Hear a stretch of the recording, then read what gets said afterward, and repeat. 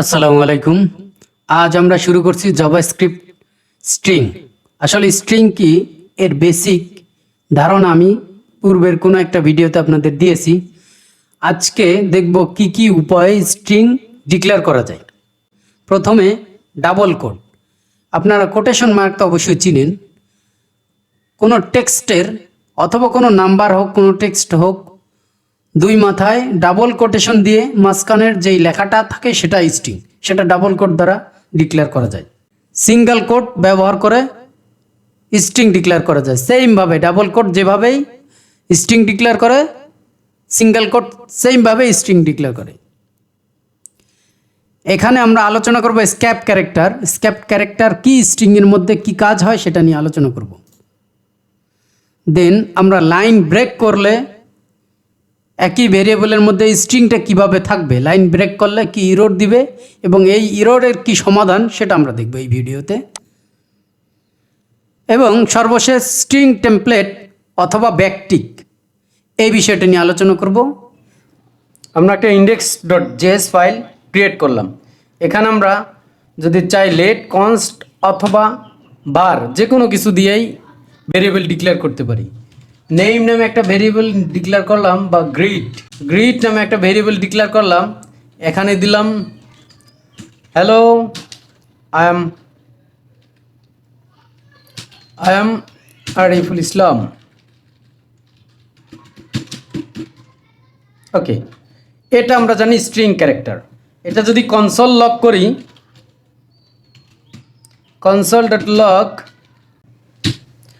এটা console log করে আমরা যদি আউটপুট দেখতে চাই, সেক্ষেত্রে আমরা আউটপুট দেখতে পাবো টার্মিনালে আউটপুট দেখতে হলে অবশ্যই টার্মিনালটা ওপেন করে আপনাকে লিখতে হবে নোট index.js। এটা আমার ফাইলের নাম index.js। এন্টার দিলে দেখুন আমাদের এই গ্রিটিংটা চলে আসছে। তো আমরা এইটা একটা ওয়েতে স্ট্রিং ডিক্লেয়ার করতে পারি। আমাদের আরও বেশ কয়েকটা ওয়ে রয়েছে। সেটা হলো আমরা এই সিঙ্গেল কোটের পাশাপাশি আমরা ডাবল কোটও ইউজ করতে পারি। ডাবল কোট ইউজ করলে কিন্তু দুই সাইডেই ডাবল কোট ইউজ করতে হবে। সেটা আপনারা যদি না জেনে থাকেন অবশ্যই এখন জেনে নিন। এক সাইডে ডাবল কোট, এক সাইডে সিঙ্গেল কোট, সেটা কিন্তু হবে না, এখানে আপনার ইরর দিবে। এইটাও সেমভাবে আমরা ডাবল কোট ইউজ করলাম এবং ডাবল কোট ইউজ করে আমরা স্ট্রিং ডিক্লেয়ার করলাম। এই দুইটা ওয়ে, একটা হলো ডাবল কোট, একটা হলো সিঙ্গেল কোট। এখন আমরা দেখব স্ক্যাপ ক্যারেক্টার। স্ক্যাপ ক্যারেক্টার কিভাবে ডিক্লেয়ার করা হয়। Good morning. Okay, good morning for you. আমার এখানে বলা হলো আমার এই মর্নিংটার দুই পাশে একটা কোটেশন দিতে হবে, সেটা আমাদের আউটপুটে দেখতে হবে। তো সেটা আমরা কিভাবে করব, সেটা অবশ্যই আপনি ডাবল কোট দিয়ে যদি স্ট্রিং ডিক্লেয়ার করেন, সেক্ষেত্রে এর মধ্যে আপনি সিঙ্গেল কোট ব্যবহার করতে পারবেন। এই যে এখন আপনার এই মর্নিংয়ের দুই সাইডের যে কোডটা, সেটা আপনারা কিন্তু আউটপুটে দেখতে পাবেন। আমি যদি এটা কনসোল করি, এখন আমরা এটা আউটপুট যদি দেখি, তাহলে আমাদের এই দেখুন গুড মর্নিং কোটেশনের ভিতর। অথবা আপনি চাইলে এটা যদি ডাবল কোট ইউজ করতে হয় আউটপুটে, সেক্ষেত্রে আপনি অবশ্যই বাইরেরটা সিঙ্গেল কোট দিয়ে দিবেন। বাইরেরটা সিঙ্গেল কোট, ভিতরেরটা ডাবল কোট ইউজ করলে আপনার কিন্তু ডাবল কোটটা ইউজ করা যাবে। আউটপুটে আমরা ডাবল কোট দেখতে পাবো।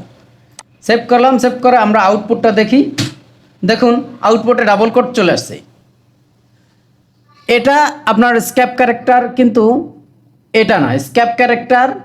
এটা আপনার এইটা ওয়ে যদি করতে চান, এটা করতে হলে ওইটা একটা উপায়, এছাড়া আরও কিছু উপায় আমাদের আছে। সেটা করতে হলে আমাদের স্ল্যাশ দেখতে হবে, স্ল্যাশ সম্পর্কে জানতে হবে। স্ল্যাশ আপনার কিবোর্ডের মধ্যে দেখবেন যে ব্যাকওয়ার্ড স্ল্যাশ আছে, ফরওয়ার্ড স্ল্যাশ আছে, স্ট্রেট স্ল্যাশ আছে। তো আমাদের এইখানে ব্যবহার করতে হবে ব্যাকওয়ার্ড স্ল্যাশ।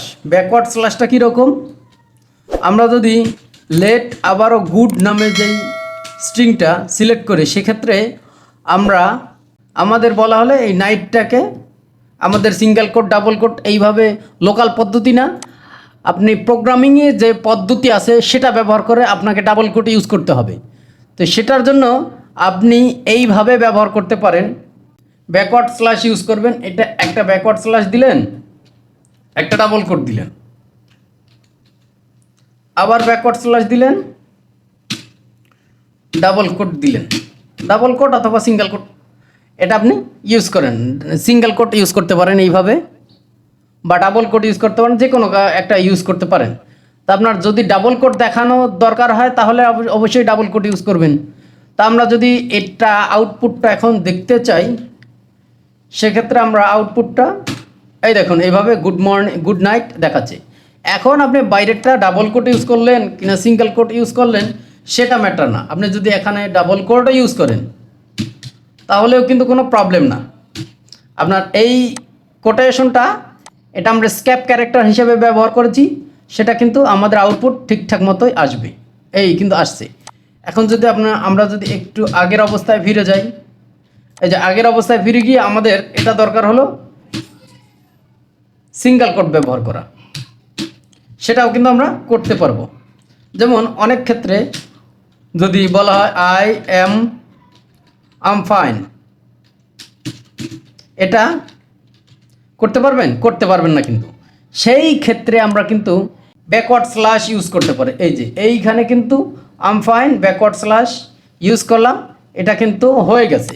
এখন আমরা যদি আউটপুটটা দেখি আই এম ফাইনের মধ্যেও আমরা এই দেখেন আই এম ফাইনের মধ্যে যে সিঙ্গেল যে কোটেশনটা আমাদের দেওয়ার দরকার কোডটা, সেটা কিন্তু দেখাচ্ছে। তা আপনারা চাইলে এইভাবে ব্যাকস্ল্যাশ ব্যবহার করে ডাবল কোড সিঙ্গেল কোড এগুলো ব্যবহার করতে পারেন। এখন আপনাদের দরকার হলো যে আমাদের একটা ব্যাকস্ল্যাশ দেখাতে হবে, হয় না? অনেক ক্ষেত্রে হয়। সেক্ষেত্রে আপনি এই ব্যাকস্ল্যাশ যেখানে আছে সেখানে দুইটা ব্যাকস্ল্যাশ ব্যবহার করে দিবেন। এই যে একটা দুইটা, এখানে আপনি যদি ব্যাকস্ল্যাশ দেখান যায়, একটা হলো আমাদের কোটেশনের আর একটা হলো স্ট্রিংয়ের। দেখুন এখানে একটা ব্যাকস্ল্যাশ ইওরের আগে একটা ব্যাকস্ল্যাশ চলে আসছে, এটা হলো স্ক্যাপ ক্যারেক্টার। আর অনেকগুলো স্ক্যাপ ক্যারেক্টার আছে আমাদের, এগুলো একটু জেনে নেবেন। আরও 6টা স্ক্যাপ ক্যারেক্টার আছে। এটা হলো আমি একটু কমেন্টে লিখে দেই ভার্টিক্যাল ট্যাবলেটের জন্য। এইগুলো আপনারা একটু বিস্তারিত দেখে নেবেন। আমি বিষয়টা যেটা খুব জরুরি সেটা আমি আপনাদের সাথে একটু আলোচনা করে নিলাম। আপনারা এই ব্যাকস্ল্যাশগুলোর ব্যবহার অবশ্যই নিজে থেকে একটু দেখে নেবেন। এখন আমরা দেখব লাইন ব্রেক। আপনার স্ট্রিং আমরা জানি এক লাইনেই ডিক্লেয়ার করতে হয়, স্ট্রিং এক লাইনে ডিক্লেয়ার করতে হয়, কিন্তু অনেক ক্ষেত্রে লাইন ব্রেক করতে হয়। যে আপনি যদি একটা ভেরিয়েবল ডিক্লেয়ার করেন যে অ্যাড্রেস সাধারণত আমরা এক লাইনে ডিক্লেয়ার করতে পারি না। সেক্ষেত্রে কি করতে হবে?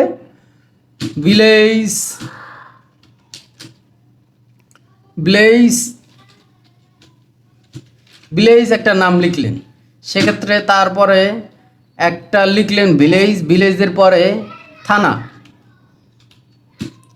থানা একটা লিখলেন, থানা ইকুয়ালস দিয়ে লিখি থানা YZX, এটা একটা লিখলেন। তো এইভাবে কিন্তু আপনি এখন কিন্তু এটা ইরর দিছে, তো এইভাবে আপনি কিন্তু ডিক্লেয়ার করতে পারেন না। এইটা কিন্তু আপনি চাইলে আপনি অ্যাড্রেসটা যদি এইভাবে ডিক্লেয়ার করেন, আপনার দেখানোর সময় দেখাতে হবে নতুন নতুন লাইনে। আপনি এক লাইনে ডিক্লেয়ার করলেন, সমস্যা নাই, থানা, তারপরে ডিস্ট্রিক্ট লিখতে পারেন, ডিস্ট্রিক্ট এটা আমি ইকুয়ালস দিয়ে দেই, ডিস্ট্রিক্ট লিখতে পারেন, ডিস্ট্রিক্ট নেম দেখলেন ঢাকা লিখলেন। এখন আমাদের যে আউটপুটে আমরা চাচ্ছি আলাদা আলাদা নিউ লাইনে, তো সেক্ষেত্রে আমাদের যেটা করতে হবে সেটা হলো \n, আমরা নিউ লাইনে দেখব, এবং \n এটাও নিউ লাইনে দেখব। সেটা আমরা যদি দেখতে চাই তাহলে অবশ্যই এটা আউটপুট যদি দেখি, আমরা অ্যাড্রেসটা আউটপুট দেখি, তাহলে অবশ্যই দেখতে পাবো। দেখুন এইগুলো সব নতুন নতুন লাইনে দেখাচ্ছে, এটাও স্ক্যাপ ক্যারেক্টারের কারিশমা। এখন যদি আপনি আলাদা আলাদা লাইনেই ডিক্লেয়ার করেন একটা ভেরিয়েবলের মধ্যে, সেক্ষেত্রে আপনাকে স্ট্রিং টেমপ্লেট ব্যবহার করতে হবে। স্ট্রিং টেমপ্লেটটা আসলে কিভাবে ব্যবহার করা হয় সেটা চলুন একটু দেখি। আমরা বিশেষ করে কবিতা তো দেখছেন, কবিতা কিন্তু একটা ভেরিয়েবলের মধ্যে যদি এক লাইনে ডিক্লেয়ার না করা হয়, আলাদা আলাদা লাইনে ডিক্লেয়ার করা হয়। তা আমরা এই অ্যাড্রেসটাই আবার দেখি, লেট অ্যাড্রেস টু, অ্যাড্রেস টুটা আমরা দেখলাম যদি ভিলেজ লিখলাম, ভিলেজের একটা নাম লিখে দিই, কুমারীপাড়া ভিলেজ লিখলাম। এখন নতুনভাবে আর একটা থানা লিখলাম, একটা থানা দিয়ে দিলাম আশুগঞ্জ। ওকে, এইভাবে যদি দেখুন 2 লাইনে চলে আসছে, দেখে আমার এটা কিন্তু ইরর দিছে, আমার এটা হলো 3 লাইনে চলে আসছে। তো এইটা যদি এইভাবে করতে চান সেক্ষেত্রে আপনার একটা টেমপ্লেট স্ট্রিং ব্যবহার করতে হয়। আপনারা কিবোর্ডের ইএসসি স্ক্যাপ যে কিটা এটা নিচে দেখবেন, এটা প্রেস করলে এই ব্যাকস্ল্যাশটা ব্যাকটিক যেটাকে বলা হয় টেমপ্লেট স্ট্রিং, এটা চলে আসবে। এখন আপনি এর সাথে যদি আরও কিছু লেখেন তাহলেও কিন্তু আপনাদের সমস্যা নেই, যত লাইনে লেখেন কোনো সমস্যা নাই। আপনারা যদি এটাকে আউটপুট দেখতে চান তাহলে আপনাদের আউটপুটটা সুন্দরভাবে দেখাবে। অ্যাড্রেস টুটা আমি যদি আউটপুট দেখি, দেখুন এই যে আলাদা আলাদা লাইনে কিন্তু সুন্দরভাবে চলে আসছে সবগুলো। এটা কিন্তু বিশেষ করে যারা কবিতা লেখে, এই কবিতায় এই ব্যাকটিক ব্যাকস্ল্যাশ এইগুলো ব্যবহার করতে হয় নতুন নতুন লাইনে দেখানোর জন্য। এই টেমপ্লেট স্ট্রিংটা আপডেট ভার্সনে, জাভাস্ক্রিপ্টের আপডেট ভার্সনের সাথে আসছে। এটা ওল্ড ভার্সনেরগুলোর মধ্যে হয়তো নাও পেতে পারেন, এটা কাজ করবে না।